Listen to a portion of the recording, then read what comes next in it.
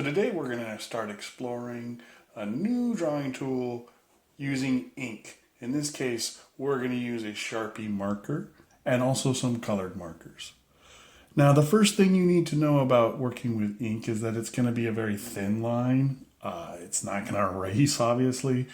And we need to work in a different manner to build up tone.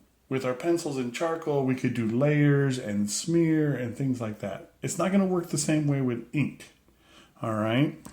So we need to talk about different drawing styles with this.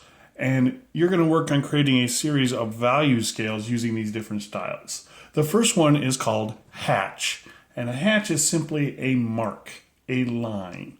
So for this box, what I'm going to do is I'm going to use just vertical lines to create my tone. And the idea is that the closer the lines are together, the darker it's going to look on the page. Now I'm being really extreme here. And the idea is I'm going to come back and I'm going to keep adding some lines. And the goal is to make one side really dark and slowly fade to lightness. So again, just using vertical lines. The closer the lines are together, the darker it's going to look to the viewer. And I would just keep building this up slowly.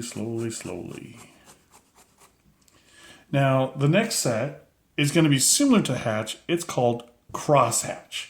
And the idea is we're going to use lines going in different directions that we lay over the top of each other. So if I start with those vertical hatches again, I can lay some ground tone down, but then I can come back and go over the top with, say, diagonal hatches. That again, I'm going to spread out as I move across the page. And as you can see, the left side already looks much darker than the right side. And I can just keep going. Again, changing the direction of the hatch marks and spreading them out as I move across the page. All right, you can even go very small with those hatch marks. And the more layers I do, the darker it gets. All right, the third style is what we would call stipple. I label it dots because that's really what we're going to do is we're just going to take the ink pen and dab down on there.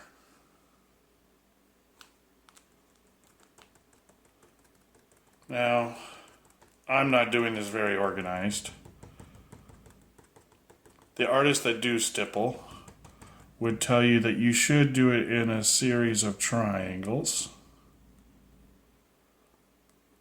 And the idea is that the triangles get closer and closer together. I like to go a little bit more random. But again, same concept as hatch and cross hatching. The closer the dots get together, the darker it appears.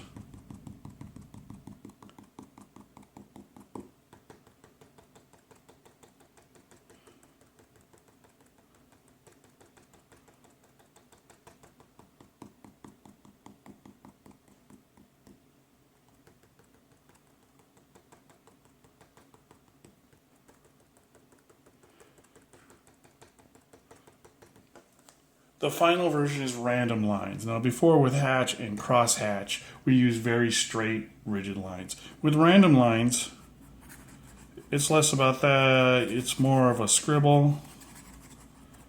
You can, maybe you're the kind of person that likes curly lines, things like that. But again, same concept. The more layers you do, the darker it gets. The closer together these lines are, the darker it gets.